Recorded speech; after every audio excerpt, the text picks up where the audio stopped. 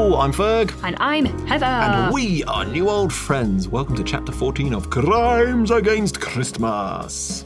So, it's Christmas Eve and Artridge is still stranded on the island. There have been 4 suspicious deaths. Let's carry on with the story.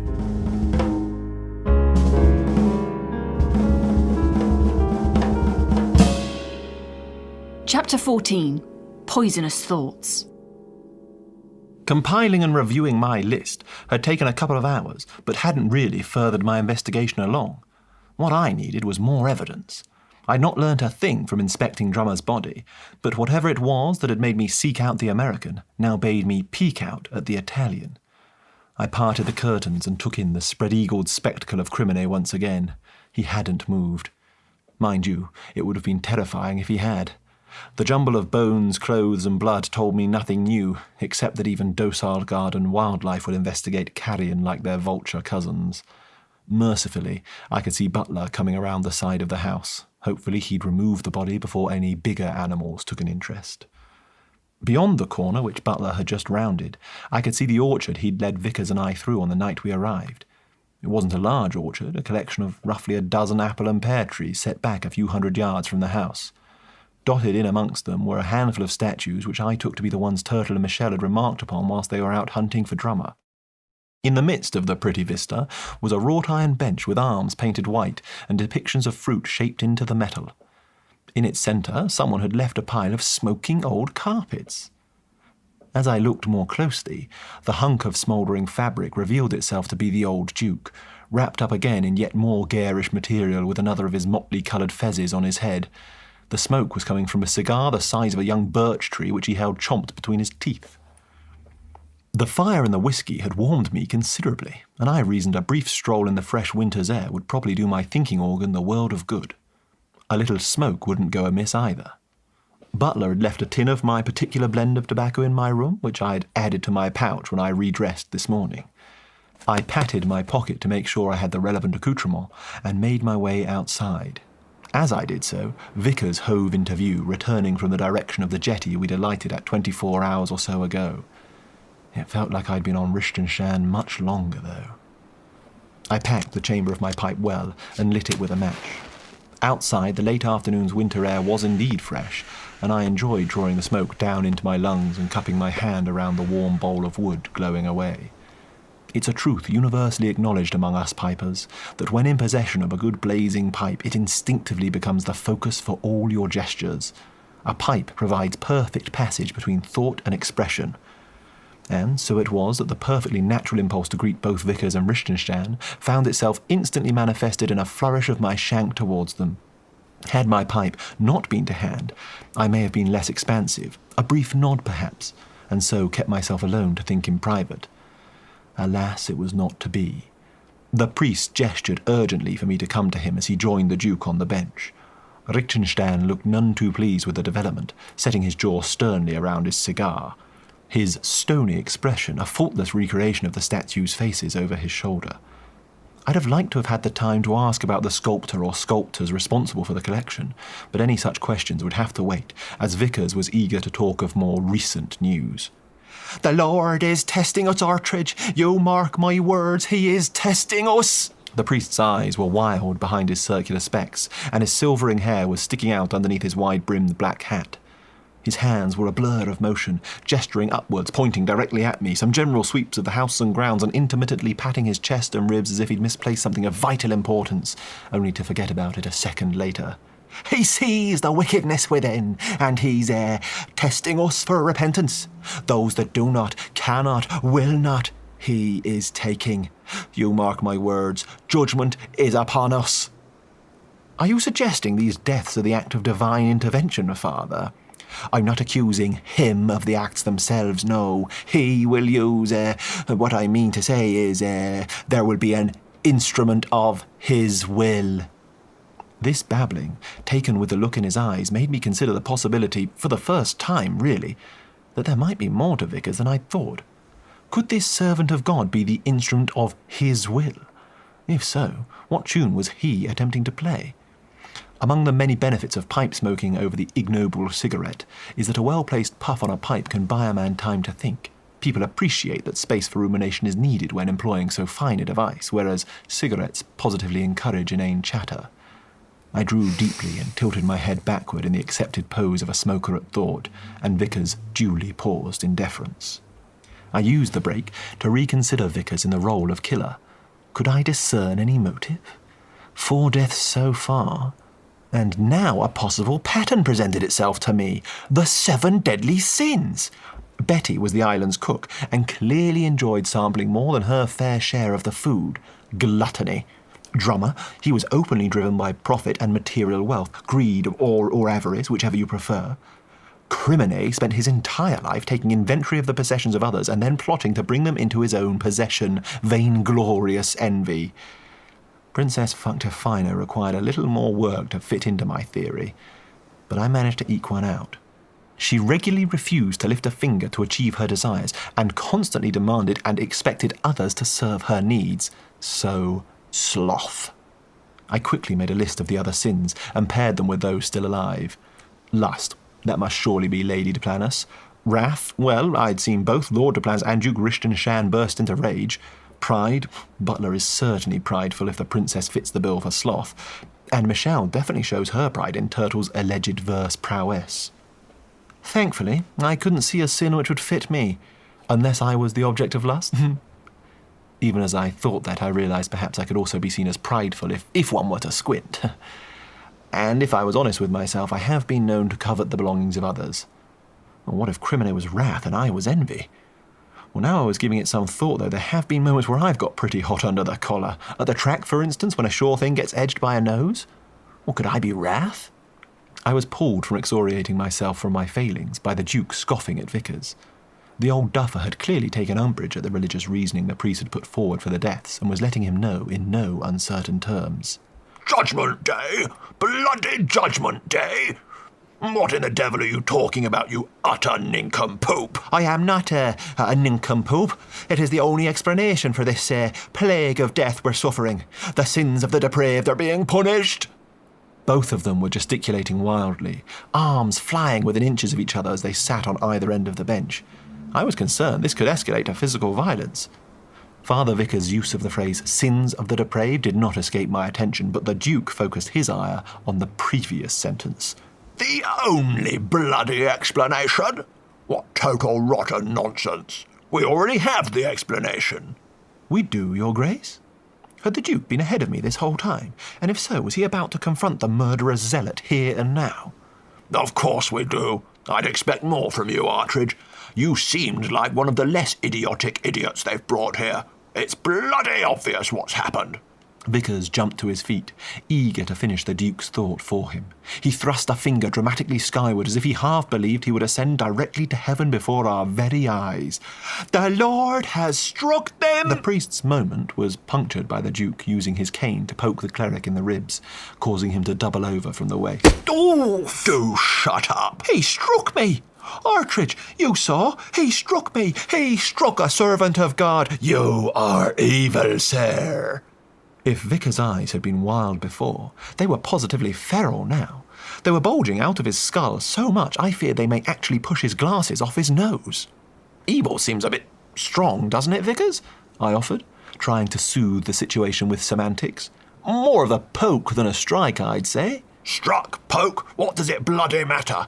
I bloody struck him, and I'll do it again if he doesn't stop all this divine vengeance nonsense. The Duke drew back his cane in readiness, so I stepped between them with my arms outstretched. Now look here, stop acting like children. I understand everyone's nerves are on edge, but I think we should all just calm down a bit. Your Grace, put away your cane and sit back down. Now let Father Vickers catch his breath next to you. Well, there you go, John. Just sit there a moment and be quiet. To my surprise, the Duke shuffled his way to the far edge of the bench and Vickers eased himself into the other end. Both grumbled a little under their breath, but I smiled and congratulated myself. With an uneasy calm restored, I was keen to hear Richtenstein's obvious theory for the deaths. I'm not taking any sides, but you've told us what you think, Father Vickers, and I think it's only fair we hear from His Grace as well, don't you think? The righteous indignation of a moment before was replaced by resigned acceptance. Vickers pushed his glasses back up his nose and stuck out his bottom lip. looking like nothing so much as a petulant child as he mumbled his reply to his shoes. "I suppose so." "Thank you. The floor is yours, Your Grace." The old boy shifted about on the bench, rearranging the great swathes of cloth he'd swaddled himself in. Like I said, it's bloody obvious. I don't know why I need to spell it out. "It's obviously not obvious to us, Your Grace. Please explain." Fine. We all know Crimine killed Betty and Drummer before taking a header from the tower, so that only leaves the Russian princess. What's her name? I already disagreed, but I wanted to hear his thoughts on the death of Fuctifino, so provided her name, only to be rebuked by Vickers. "Not the time for profanity, Artridge." I ignored him and urged Richtenstein to continue. "Go on, Your Grace. Who do you think killed the princess?" The old codger took a puff on his huge cigar and blew a self-satisfied smoke ring into the air before announcing, "She bloody did." "Who is she?" asked the priest. One of his better questions, I thought. "Bloody Fuctifino." "Please stop swearing, both of you." "That's her name, Vickers. You've met her, Princess Fuctifino."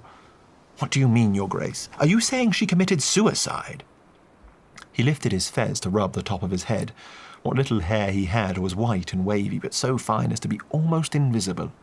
"She was chasing a high. I noticed it when I was dancing with her. I could smell it clear as day." "Smell what?" "The aroma of fresh hay. It's from phosgene. She must have been sniffing it. It can give you a pleasant drowsy feeling, but if you inhale too much, well, you bloody saw." Vickers' face went slack. He was clearly impressed by the Duke's wisdom. "How in the Lord's name would you know about that?" "I don't have to bloody explain myself to you, Father.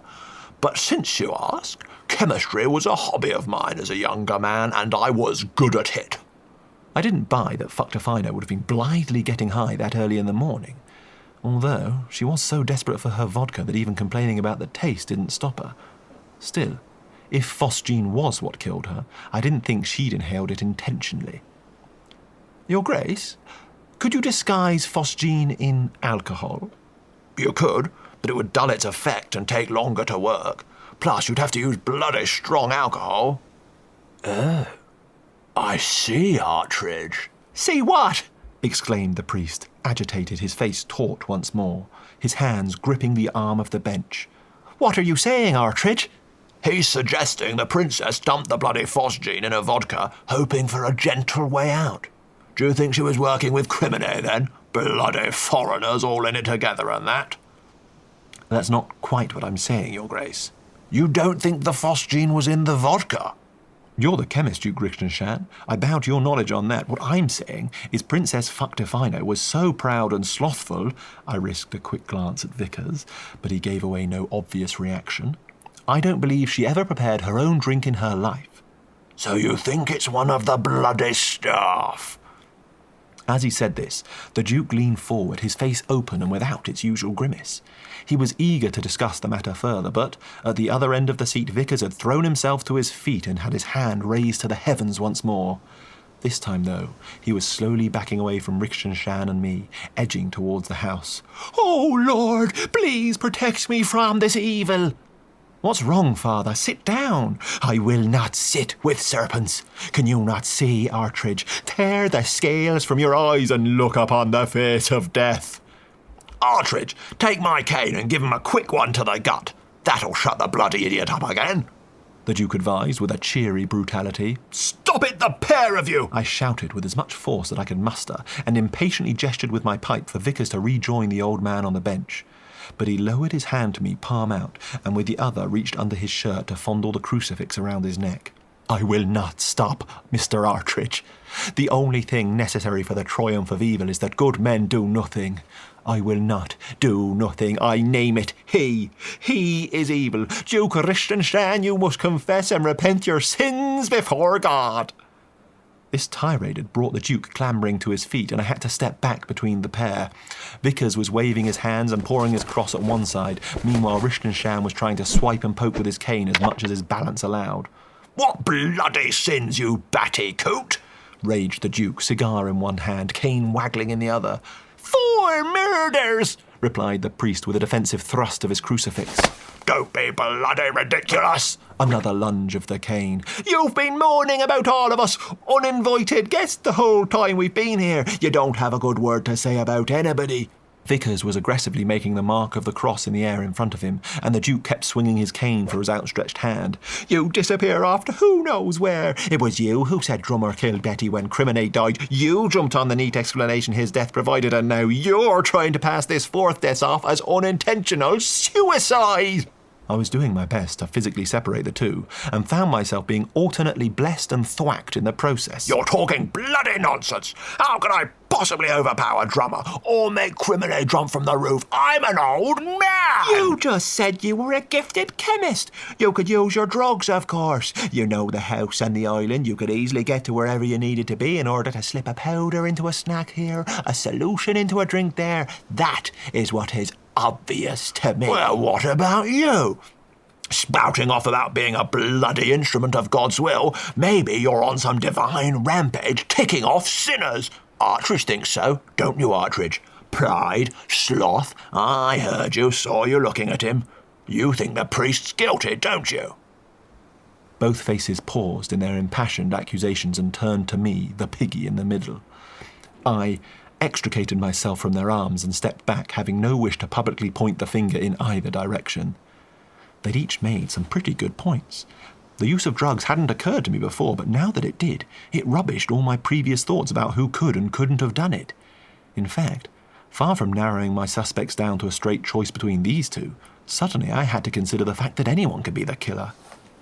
They do say the female of the species is deadlier than the male, and I realised I'd been misogynistic by not fully allowing that a woman could be just as heinous and depraved as any man. I'd not paid too much attention to the whereabouts of Missy, Lady de Planas, or Michelle. As I was having these thoughts about the moral failings of women, damn progressive if I do say so myself, I noticed a member of the memberless gender making her way towards our little group. Michelle. I seized upon Michelle's arrival to avoid taking a side with, or more accurately, against either of the combatants, both of whom had just risen high on my list of suspects, a list which had grown much longer to include everyone on this island. I was so rattled that I had to take a moment just to reassure myself I didn't suspect this Peter Artridge chap. You know the one. He's the damned attractive art bot from London. Was there a chance I'd committed these acts in some sort of fugue state? No, there wasn't. A ludicrous thought. I'd been in bed when Crimine died and fully compos mentis in the build-up to the princess's poisoning, with no gaps in my memory where I might have prepared her a little phosgene and vodka martini. Whereas I had no concrete line on Michelle's movements at the time of Betty's death, and Drummer's murder could have happened at any point post-welcome drinks. But there were plenty of occasions for her to spike Fuck Defino's bottle while everyone else was gathered in the parlour this morning. And maybe there was a way to get from the roof to her room in time to poke her head out to greet me in the corridor after Crimine's fall. Yes, perhaps Michelle had ample opportunity to commit the crimes after all. But did she have the means or motive? This I resolved to subtly find out. My plan was to ask her some innocuous-sounding questions delivered with a pinch of the Artridge charm and lull her into revealing any incriminating chemical knowledge she might possess. However, as Burns has noted, the plans of men and our rodent cousins often go awry, and so it was here. I really don't know how these fellows in the detective stories do it. All their suspects and witnesses line up outside the library and file in for interrogation quite serenely, like cattle patiently waiting outside the abattoir, and once inside, they tell their stories in a straightforward enough fashion. Yes, they leave bits out to hide certain secrets, but those omissions almost always handily overlap with a little detail one of the others includes in their version of events. What they don't do is all scatter about, spouting their own theories and accusing one another, making it jolly confusing for the poor blighter in the middle of it all. It's dashed unfair, if you ask me. The interloping, interjecting interrupter of my intended interlocution in this instance was Vickers shouting, "Stop!" at Michelle. His arms were swinging out of control like an ordained windmill, but with a snap they stopped outstretched towards Michelle, palms up. His Catholic semaphore had had the desired effect. She stopped in her tracks a few metres off, her face a mixture of confusion, irritation and fear. What? What have you found? She called to us. It's not what we found, but what we have found out. Don't come any closer. He's dangerous, hollered the priest. His hands resumed their whirring, this time in a complex figure eight. What he was trying to communicate with his movements, I've no idea, but neither did poor Michelle. She cast fearful looks first at me, then the Duke. Who is? The heathen Duke! As he yelled into the sky beginning to darken, the priest shot both hands out towards Richtinshan, presumably with the intention of vaporizing the old codger with a blast of holy energy from his fingertips. No such pious pyrotechnics were produced, of course. The Duke simply yelled back, Am I hell? Don't you listen to this sanctimonious twerp. He's gone bloody mad! What is going on? It was a good question, and one which I dearly wished I knew the answer to. Just what was going on the island of Richtinshan this Christmas? 4 dead guests and all the remainder a plausible suspect.